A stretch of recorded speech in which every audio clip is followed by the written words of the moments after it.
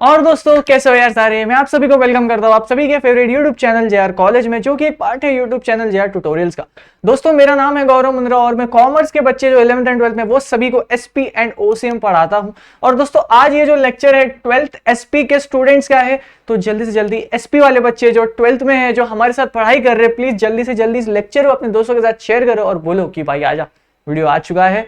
आप पता ही होगा दोस्तों कौन सा लेसन चल रहा है, लेसन नंबर 10th चल रहा है, और 10th बोलो, लेसन नंबर 10th चल रहा है। और उसमें भी दोस्तों लेक्चर नंबर 2 और ये लेसन का नाम क्या है, dividend and interest. I hope हमने लेक्चर नंबर 1 में डिविडेंड के सारे बेसिक्स को अच्छे से समझा, फीचर्स को समझा, उसके मीनिंग को समझा। मैंने आपको एग्जाम में भी बताया एग्जाम में आपको क्या लिख कर आना है। तो इसका जो लेक्चर नंबर 1 है ना, बहुत इंपॉर्टेंट था। पर दोस्तों आज का ये जो लेसन है ये 12th के बच्चों के लिए शायद थोड़ा सा कम इंपॉर्टेंट है, बट अगर कोई बच्चा जो फ्यूचर में कोई भी कोर्स करने वाला है, आगे जाके आप कॉमर्स में ग्रेजुएशन तो करोगे, पोस्ट ग्रेजुएशन तो करोगे, और साथ ही साथ अगर कोई सीएस सीएस सीएमए जैसे कोर्सेज करेगा, और भी बहुत सारे कोर्स एटसेट्रा लगा देता हूं भाई, तो ये जो बच्चे हैं ना, ये वर्ड डिविडेंड के बारे में बहुत कुछ सीखेंगे, समझेंगे। और अगर आपको शेयर मार्केट ट्रेडिंग वगैरह की ये फील्ड में भी जाना है, ट्रेडर बनना है, तो आपको ये लेक्चर शायद हेल्पफुल होगा। इसमें दोस्तों पता है क्या, ये लेक्चर के देखो क्या है, लीगल प्रोविजंस ऑफ डिविडेंड। मतलब दोस्तों एक डिविडेंड के पीछे जो लॉ लिखा गया है उसका एक बेसिक इंट्रोडक्शन आपके बुक में। तो यहां से एग्जाम में डायरेक्ट क्वेश्चन नहीं बनता, एक आध लाइन कुछ पूछ लेते, 2-3 लाइन पूछ लेते, ज्यादा से ज्यादा 2 मार्क के लिए, 3 मार्क के लिए। मतलब डिविडेंड क्या होता है, उसके लीगल प्रोविजंस बताओ 2-3, तो ऐसा हो जाएगा। आपको पूरी तरह से ऐसा नहीं आएगा कि पूरे लीगल प्रोविजन लिख कर आओ, क्योंकि लीगल प्रोविजन लिख कर आने का काम कंपनी सेक्रेटरी का है। ये कंपनी सेक्रेटरी कंपनी लॉ के पेपर में ये क्वेश्चन बहुत बनता है, इतना इजी नहीं बनता, उसको घुमा घुमा के बनता है। लेकिन मैं बताना क्या चाहता हूं, आप इस पे ध्यान दो। ये लीगल प्रोविजंस 12th के बच्चे को आई, इतना एक्सपेक्टेशन नहीं रखता है कोई भी टीचर भी, और शायद चेकर भी ना रखे तो अच्छा होगा आपको भी। बाकी ये बहुत ईजी है, तो अगर ये एग्जाम में आ जाता है तो भैया आना चाहिए, ऐसा बोलो, ठीक है। चलो अभी देखते हैं, और आई होप आप सभी को डिविडेंड क्या होता है पता है। दोस्तों शुरुआत करने से पहले एक बार चेक कर लो आपने सभी ने वीडियो के जो अपना चैनल है उसको सब्सक्राइब किया है कि नहीं, लाइक किया है कि नहीं, कमेंट पूरा वीडियो देखकर आपको कमेंट करना है, ठीक है। चलो भाई, legal provisions of dividend, company law में कुछ प्रोविजंस दिए गए डिविडेंड के बारे में, आइए उसको कुछ समझते हैं थोड़ा सा।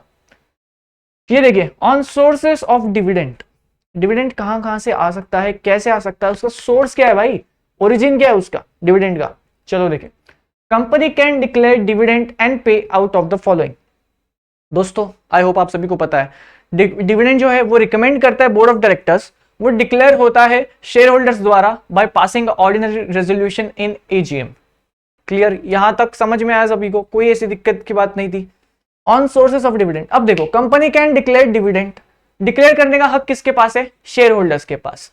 सामने प्रस्ताव कौन रखेगा, बोर्ड ऑफ डायरेक्टर्स। समझ में आया, तो ये देखो, कंपनी कैन डिक्लेयर, कंपनी अब जब डिक्लेयर करेगी, जब शेयर होल्डर बोलेंगे अच्छा डिविडेंड, अरे तुझे पता है क्या, जैसे मैं और आप दोनों, अपन दोनों शेयर होल्डर है, ठीक है दोस्तों, अरे तुझे पता है क्या दोस्त, अपनी जो कंपनी है उसके डायरेक्टर्स पता है क्या बोल रहे थे कि हम तुम सभी को अपना डिविडेंड रिकमेंड कर रहे हैं, कि आप सभी को डिविडेंड चाहिए, अगर आप चाहिए तो आपको रेजोल्यूशन पास करना पड़ेगा। तो मैं एज अ शेयर होल्डर आपसे बात कर रहा हूँ, शेयर होल्डर क्या लगता है आपको, क्या हमें डिविडेंड डिक्लेयर करवाना चाहिए, डायरेक्टर्स बता रहे हैं उनको करने की इच्छा है, अगर शेयर होल्डर्स हाँ बोलेंगे तो कर देंगे। तो ये जो डिविडेंड है ये आएगा कहां से, मतलब डिविडेंड की जब पेमेंट करने का समय आ जाएगा तो आएगा कहां से, तो देखो, dividend is declared and paid out of the following, यहां पे लिखा है। आपको पता ही होगा दोस्तों, डिविडेंड जब कंपनी देती है तो आउट ऑफ प्रॉफिट्स देती है।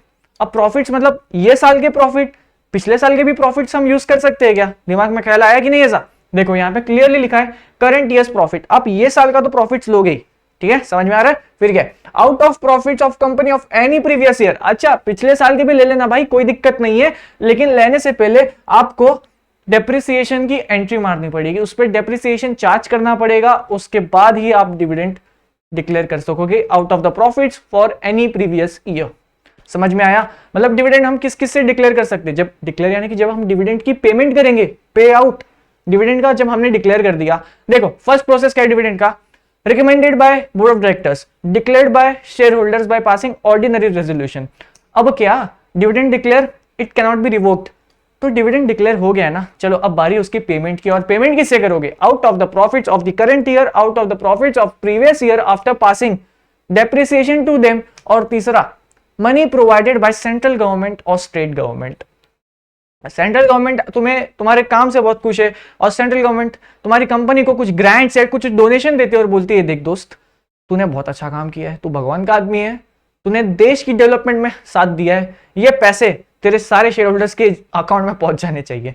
अगर गवर्नमेंट आपको कुछ इस तरह से सपोर्ट करती है तब आपको डिविडेंड मिल सकता है। जैसे मैं बता दूं दोस्तों एक केस अपना लॉकडाउन में, अभी अपना कोविड-19, तो उस टाइम पे कुछ ऐसी कंपनीज थी जो आप कह सकते हो क्या करती थी पता है, वैक्सीन बनाने के लिए ना रिसर्च एंड डेवलपमेंट किया था उनने और उनका बहुत बहुत पैसे लगाए थे उनने। तो गवर्नमेंट ने उनको साथ देने के लिए, आप मानोगे नहीं, उनकी जो एक्टिविटी थी उस एक्सपेंस को सीएसआर एक्सपेंडिचर में कवर कर लिया। अब इसके लिए सीएसआर का लॉ जानना बहुत जरूरी है और कंपनीज एक्ट 2013 में section 135 talks about CSR, corporate social responsibility. ठीक है, तो आएगा, टेंशन ना लो। और आप मानोगे नहीं, सीएसआर का जो है टॉपिक है ना आपके ओसीएम के बुक में भी है, तो जो ओसीएम का स्टूडेंट है आपको देखने मिलेगा।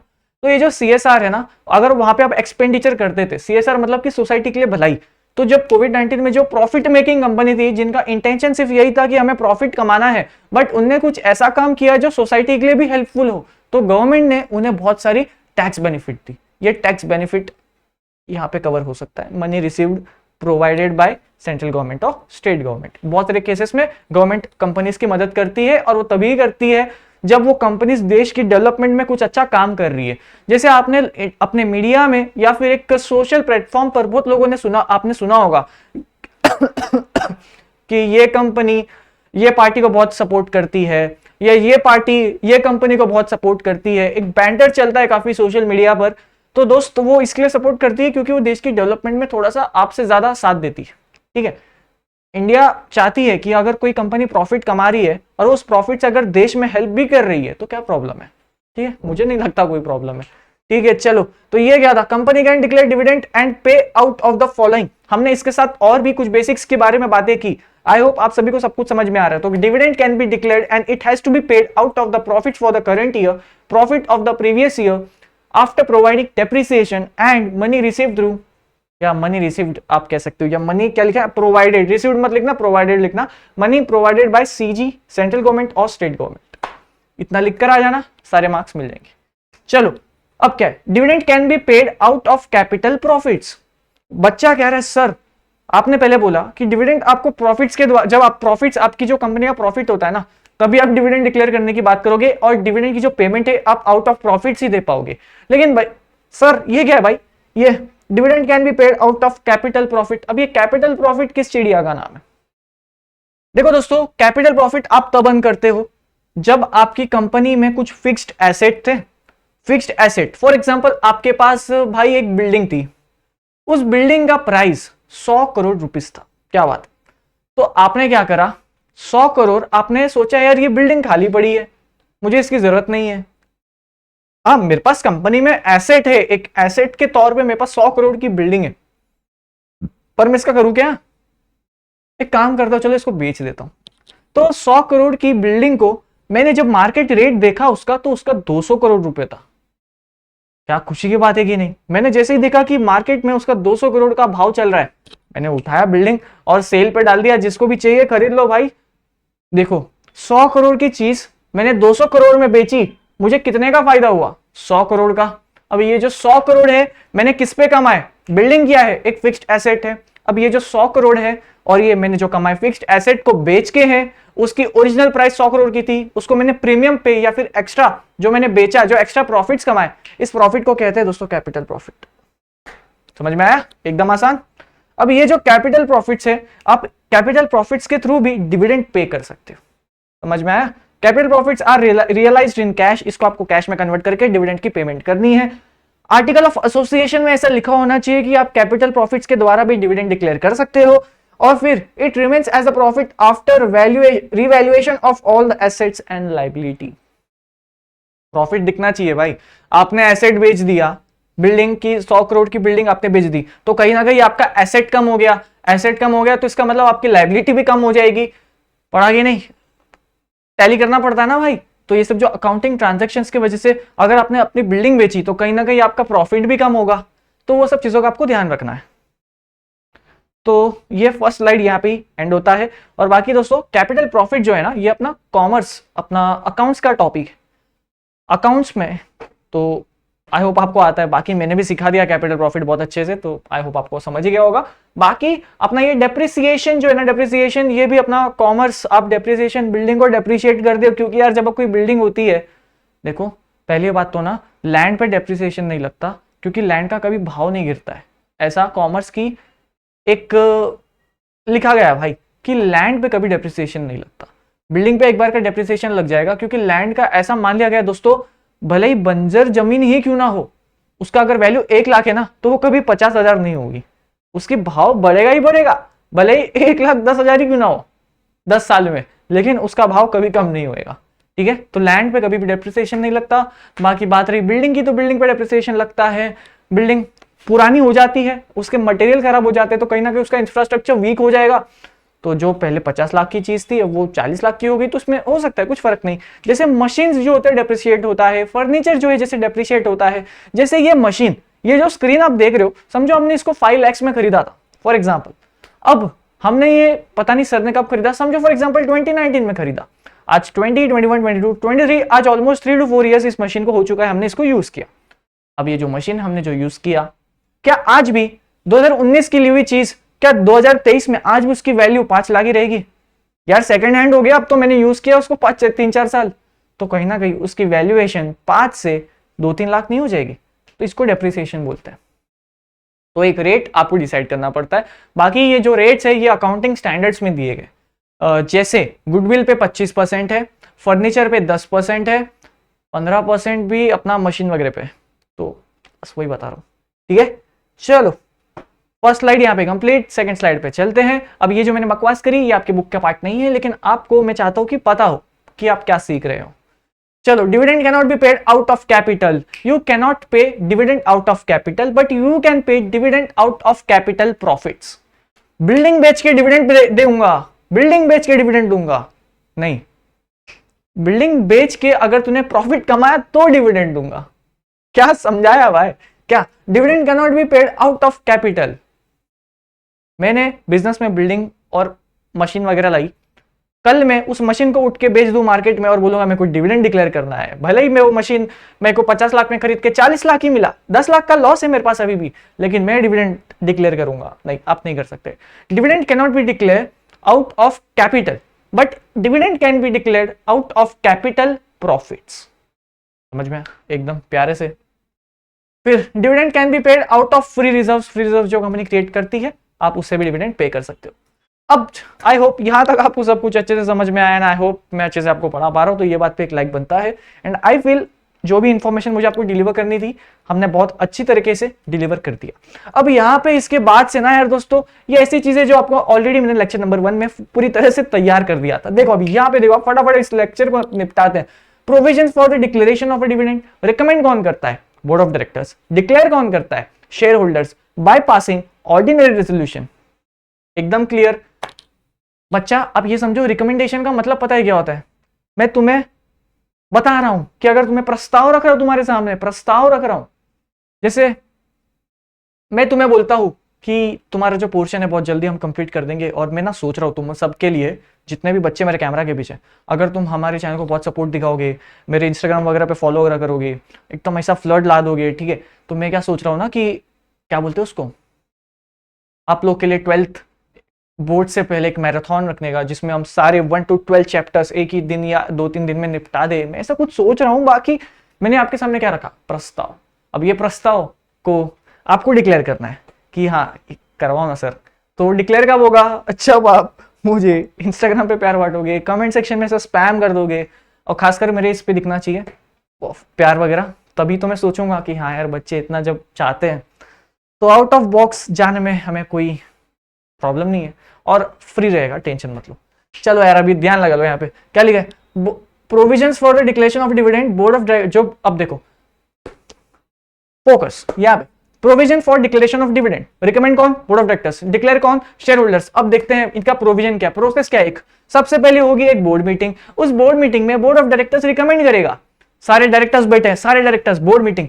अरे सुनो ना डायरेक्टर अंकल, डिविडेंड डिक्लेयर करते हैं अपने शेयर होल्डर्स के लिए, बेचारे इतना मेहनत कर रहे हो, उन्होंने इतना पैसा लगाया, आज उस पैसे की वजह से हमने प्रॉफिट कमाया, डिविडेंड उनको देना चाहिए ना। ठीक है, चलो अब सारे डायरेक्टर्स ने डिसाइड कर लिया कि हाँ हम डिविडेंड देने वाले। अब क्या होगा इस मीटिंग में, पता है क्या डिसाइड किया जाता है?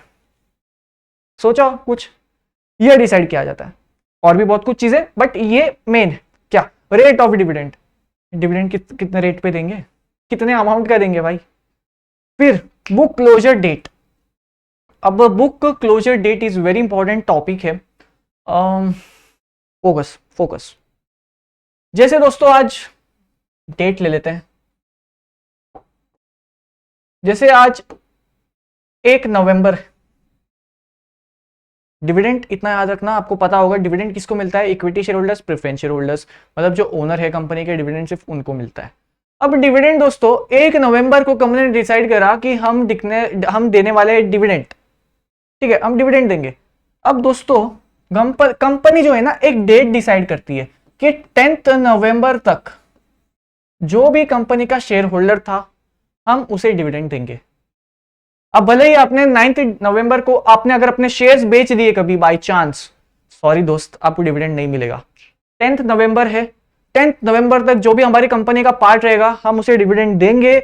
अगर आपने 11 नवंबर को भी हमारे शेयर्स खरीदे, आपने इक्विटी शेयर्स खरीदा, हम आपको डिविडेंड नहीं देंगे। भले ही आप 9 तारीख को डिविडेंड अपना शेयर्स खरीदो, 9 तारीख को आपका शेयर खरीदा हो आपने, और अगर आपका नाम ये रजिस्टर ऑफ मेंबर्स में आपका अगर नाम है तो आपको डिविडेंड मिलेगा।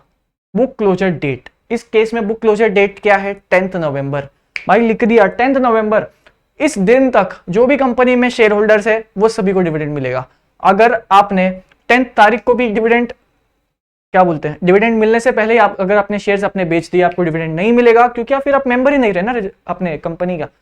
जो अगर आप कंपनी के मेंबर हो तो आपको डिविडेंड मिलेगा। आपको कंपनी का मेंबर कब तक बनना है, इस एग्जांपल में 10 नवंबर तक। अब ये जो 10 नवंबर है इसे बुक क्लोजर डेट बोलते हैं। क्या सिखा रहा हूं भाई आज, समझ में आया ना? ठीक है, चलो डेट ऑफ एजीएम। फिर बोर्ड मीटिंग में डिसाइड करते हैं कि अब अपने को जनरल मीटिंग कब करवानी है, शेयर होल्डर से भी हमें उनके सामने प्रस्ताव रखना है, रिजोल्यूशन पास कराना है कि नहीं।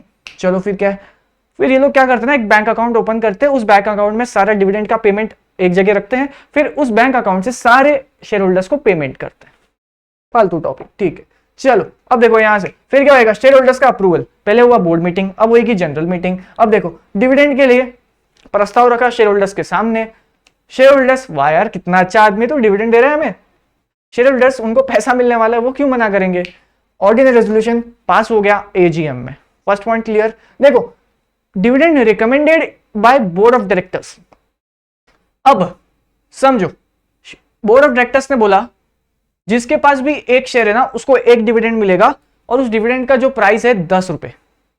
क्या बात है, मतलब आपको हम 10 रुपए का डिविडेंड दे रहे हैं।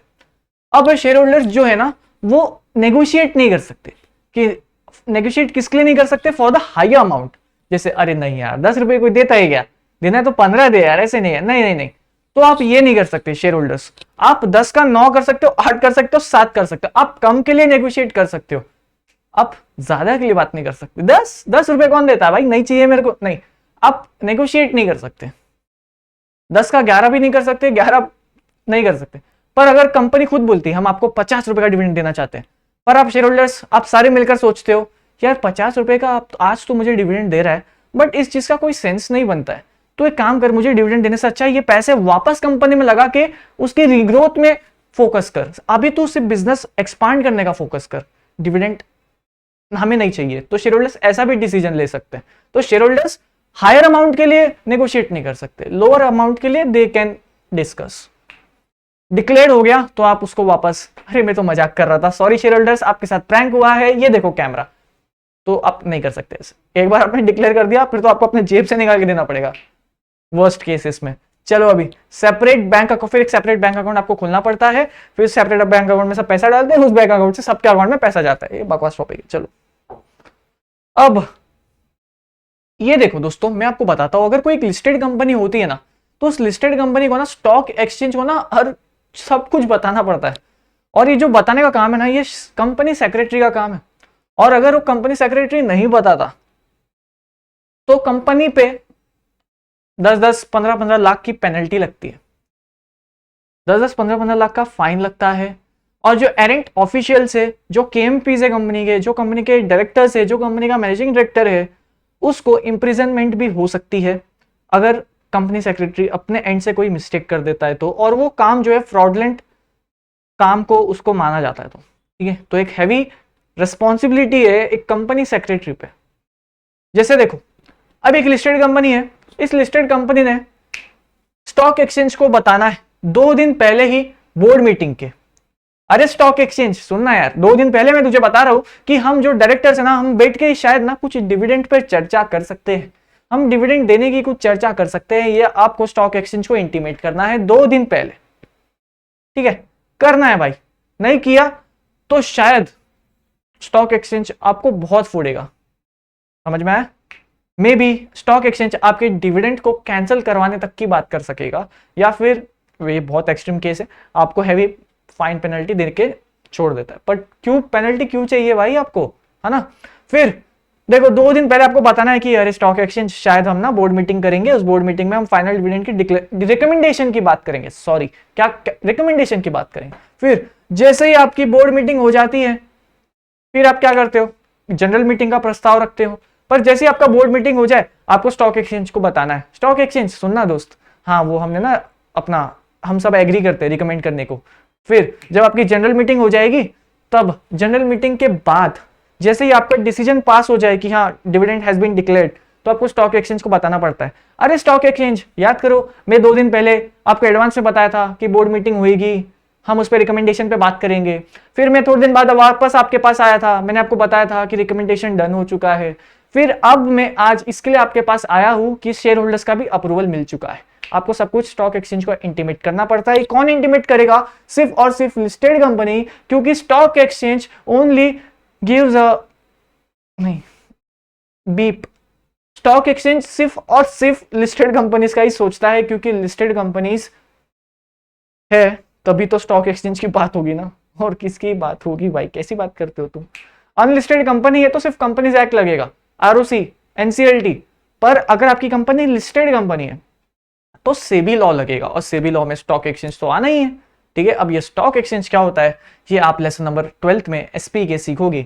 और लास्ट टाइम मैंने बोला था लाइव स्ट्रीम में कि फंक्शंस ऑफ स्टॉक एक्सचेंज आएगा एग्जाम में, पढ़ के रखो भाई। आ गया वो क्वेश्चन 5 मार्क का, आना ही था भाई, तुम्हारा भाई बोल दिया आने वाला, मतलब ठीक है। चलो यहाँ पे अभी क्लोज रजिस्टर ऑफ मेंबर्स, आपको अपने आपको ये डेट का भी इंटीमेशन देना है। कौन से, बुक क्लोजर डेट, अरे कहाँ गया भाई, आपको दोस्तों बुक क्लोजर डेट का भी इंटीमेशन देना है। अरे स्टॉक एक्सचेंज सुनो ना, हमने 10 नवंबर को सोचा है कि हम इस दिन बुक हमारी क्लोज कर देंगे। कौन सी बुक क्लोज करेंगे, अपनी 12th एसपी बुक, नहीं भाई, कौन सी बुक करेंगे, रजिस्टर ऑफ मेंबर क्लोज करेंगे। चलो फिर क्या लिखा है यहाँ पे, आपको जब आप डिविडेंड की पेमेंट करते हो तो इलेक्ट्रॉनिक मोड ऑफ पेमेंट आपको यूज करना पड़ता है। बाकी मैं आपको बता दूं, इस पे भी एक रेगुलेशन है, एलओडीआर 2015 में, listing obligation and disclosure requirement regulation 2015, LODR 2015 से भी का एक ये रेगुलेशन है, जिसमें रेगुलेशन 13 तो नहीं है, regulation 12 talks about the payment of dividend. और उसमें अगर लिखा है कि आपको डिविडेंड हमेशा ऑनलाइन इलेक्ट्रॉनिक वे में पे करना है। अगर कोई ऐसा इंसान जिसके पास इलेक्ट्रॉनिक वे में पेमेंट पहुंचने का साधन नहीं है, ठीक है, माध्यम नहीं है उसके पास पहुंचने का, इस केस में क्या होगा पता है, एक डिविडेंड वारंट या साथ में चेक आपको स्पीड पोस्ट के द्वारा उसके घर पे पहुंचाना पड़ता है। और अगर वो अमाउंट 1500 से ज्यादा है तब आपको और भी सेफली उसके घर पे पहुंचाना पड़ता है, एक और अच्छी कुरियर फैसिलिटी के साथ, स्पीड पोस्ट, ठीक है। तो ये, या आपके बुक में तो सिर्फ लिख दिया use electronic mode for payment, लेकिन इसके बाद भी इतना लॉ और है जो पता है किस में लिखा है, सेबी रेगुलेशन में लिखा है, तो ये आप सीखोगे। और एलओडीआर 2015 से regulation comes under SEBI act. चलो आखिरी टॉपिक आज के इस लेक्चर का क्या लिखा है, प्रोहिबिशन टू पे डिविडेंड।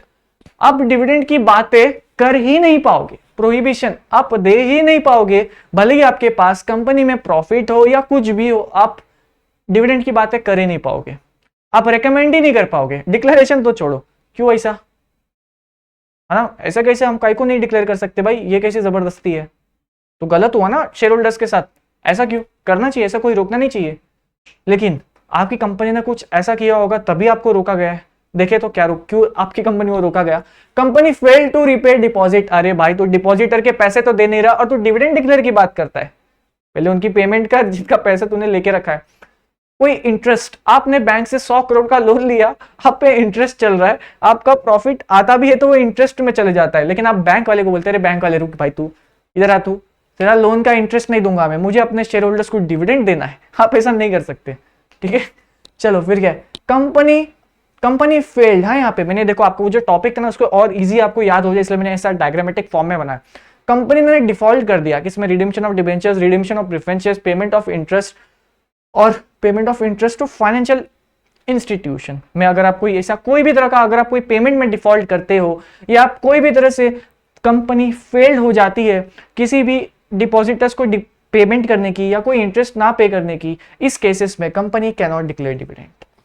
रिकमेंड ही नहीं कर पाओगे आप, भले ही बोर्ड ऑफ डायरेक्टर्स आपको सामने आकर रख देंगे कि अरे भाई सुनो ना, डिविडेंड चाहिए तुम्हें, डिविडेंड चाहिए। हाँ, शेयर होल्डर्स भी खुशी खुशी सबने ऑर्डिनरी रेजोल्यूशन पास कर दिया, बाद में स्टॉक एक्सचेंज या सेबी या आरओसी का नोटिस आता है, आपकी कंपनी डिविडेंड डिक्लेयर नहीं कर सकती क्योंकि आपकी कंपनी ने डिफॉल्ट किया है इन पेमेंट ऑफ इंटरेस्ट। भले ही आपने डिविडेंड डिक्लेयर किया हो, dividend declare once a dividend declare can not be revoked, लेकिन अगर जो माई बाप है, कौन माई बाप? आरओसी, सेबी, एनसीएलटी, अगर यहां से कोई नोटिस वोटिस आ जाता ना भाई, तो डिविडेंड डिक्लेयर भी किया होगा ना तो आप उसको रिवोक्ड मान लोगे अगर अथॉरिटीज ने बोल दिया तो, ठीक है।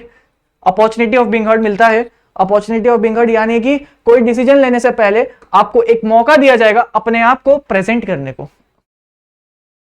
इसको बोलते हैं अपॉर्चुनिटी ऑफ बीइंग हर्ड। तो चलो फिर लेक्चर नंबर 2 आई होप बहुत अच्छी तरह से डिलीवर हुआ है एंड आई होप आप सभी को ये पढ़कर मजा आया। ये टॉपिक डिफिकल्ट है बट मेरी पूरी कोशिश थी इसको सिंपली आपके सामने रिप्रेजेंट करने की एंड आई होप आपको बहुत अच्छे से हमारे साथ पढ़कर मजा आया। मुझे भी ये लेक्चर पढ़ाकर बहुत मजा आया क्योंकि बहुत ही स्मूथ तरीके से ये जो टॉपिक है आपके पास डिलीवर हो चुका है और अब मैं भी एकदम सेटिस्फाइड हूँ कि चलो मजा आया, टेंशन नहीं, अभी बच्चों को समझ में आएगा। तो अगर समझ में आया तो प्लीज यहाँ पे इंस्टाग्राम पे प्यार बांटना। और दोस्तों हम भी आपके सामने प्रस्ताव रखते हैं कि अगर आप प्यार बांटोगे हमारे चैनल को, हम सारे इंडिविजुअल टीचर्स को भी, तो शायद मे भी जनवरी में आपके बोर्ड एग्जाम से पहले कुछ मैराथन वगैरह हो जाए। मैं आपके सामने एक प्रस्ताव रख रहा हूँ, ठीक है, मैं रेकमेंड कर रहा हूँ, रेकमेंड। अब इसकी डिक्लेरेशन का काम तो आपका है और डिक्लेरेशन का काम तभी होगा जब आप सपोर्ट बनाए रखोगे। तो चलो इस लेक्चर को मैं यहाँ पे एंड करता हूँ, मिलता हूँ आप सभी से नेक्स्ट लेक्चर में, लेक्चर नंबर 3 कहाँ पे मिलूंगा? जेआर कॉलेज के चैनल पे। तब तक पढ़ाई करो, 12th में ए सीट करो और मजे करो। इस वीडियो को मैं यहाँ पे एंड कर रहा हूँ। बाल तो अच्छे लग रहे हैं।